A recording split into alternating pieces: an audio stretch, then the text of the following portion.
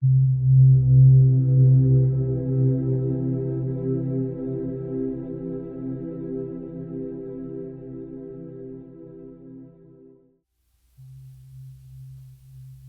2.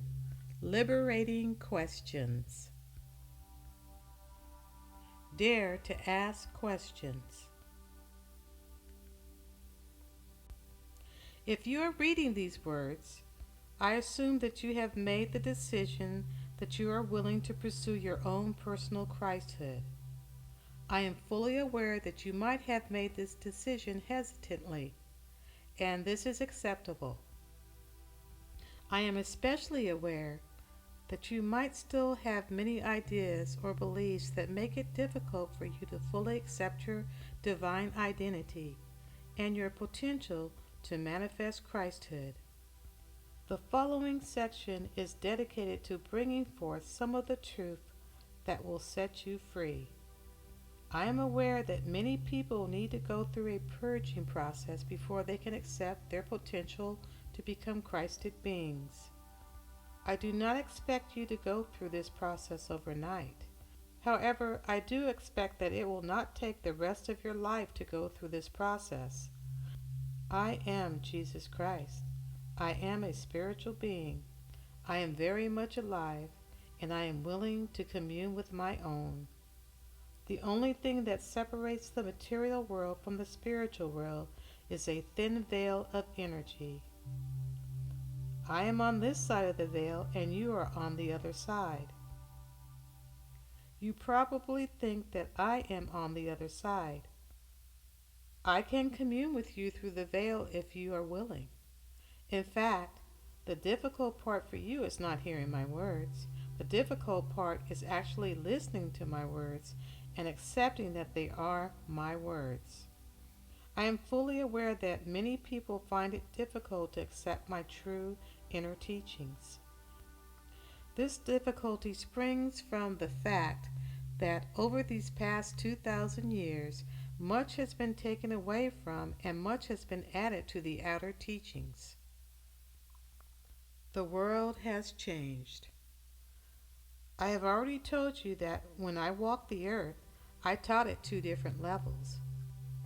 I had general teachings for the multitudes, and I had inner teachings for those who were ready to receive the fullness of my truth. My inner teachings were never written down, and they have not been preserved in an outer form. The reason being that the planet, or rather humankind, was simply not ready to receive those inner teachings. The situation has now changed, and today millions of people are ready to receive my inner teachings. My outer teachings, of which fragments were indeed written down, contain important keys to discovering my inner teachings. Unfortunately, most of these keys have been taken away from the written account of my life. At the same time, false ideas have been added to the written account. Originally, my outer teachings were meant to be a stepping stone. If people sincerely followed and applied my outer teachings, they would raise their level of consciousness to a point where I could start imparting to them my inner teachings. I would do this directly in their hearts. Because of what has been taken away from and added to my outer teachings, this original goal has been somewhat subverted. My outer teachings were meant to be a stepping stone for discovering my inner teachings, yet most people have not been able to do this, simply because the outer teachings no longer contain the necessary keys. If the outer teachings had been preserved in their original form, you would not be reading this book.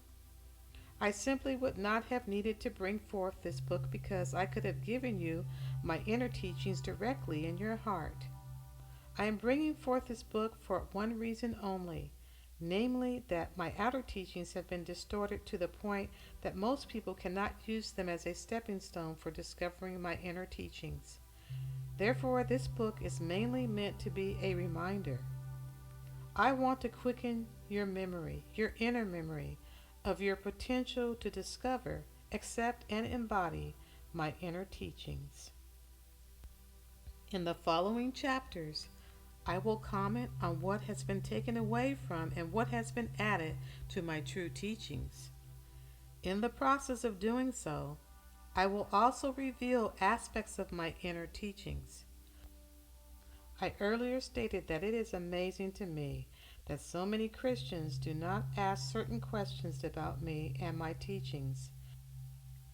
Therefore, each of the following sections will be focused on one of the questions that I think all of my followers, even those of my followers who do not belong to a Christian religion, should be asking.